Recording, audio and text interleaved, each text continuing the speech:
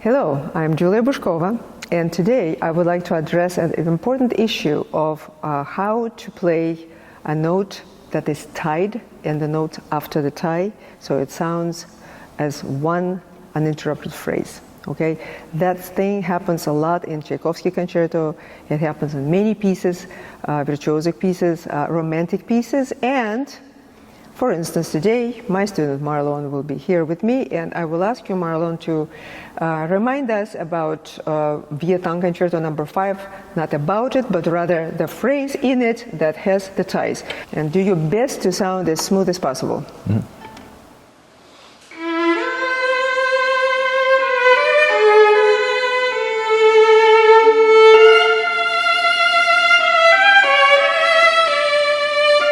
It was pretty good, so you could do it better by still maintaining vibrato. So there are two issues here that sometimes catch us by surprise and ruin our phrase. So first is having the same exactly pressure speed at the tip as we change the bow. That will make it very noticeable change.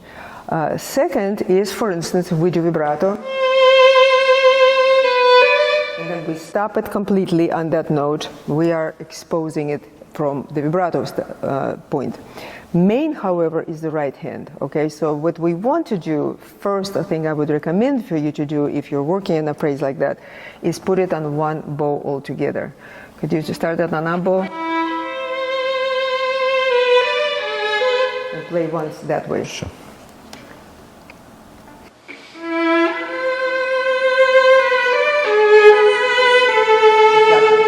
Everybody will play it perfectly because it is on one bow and it sings, and what happens here, nobody will play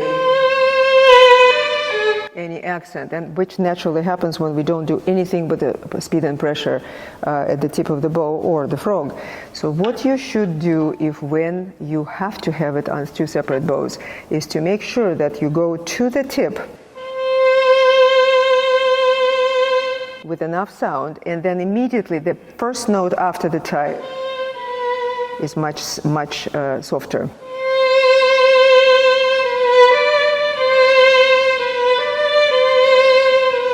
What happens also, what helps with this in the bow hand for some people, so you can be a little bit more hair here.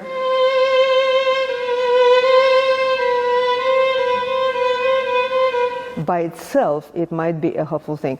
Helps some, doesn't help everybody. I'm perfectly happy achieving it on the same hair without changing, but it does help. Can you try? So more hair at the end, and at the change, you just rotate it to this hair. Like that? Happen, yeah. Right. Well, it has to be practiced if it's attempted at all. Anyway, so main thing is not the turn. That may be helpful as additional thing, okay? Main thing is not the turn of the hair, less hair. Main thing is to go crescendo.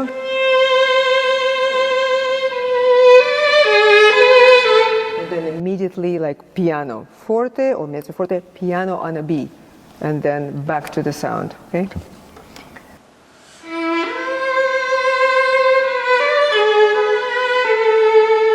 So right now, you didn't do anything with the turn, right? And it sounded much better. It sounded clearly not sticking out at all.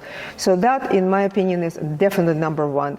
That turn of, as I said, more hair, less hair, at the moment of change, with the same idea, still more sound, and then suddenly lighter, and back to the sound, may be helpful. If you practice this way, you feel, oh, yeah, it makes it more consistent. Use it.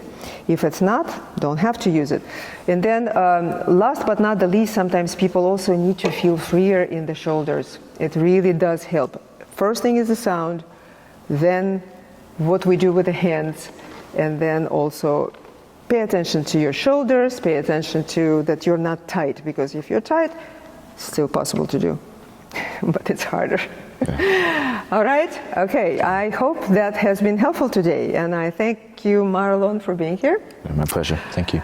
Yes, and I hope that has been helpful to everybody, and you subscribe to this channel, and I will see you all later.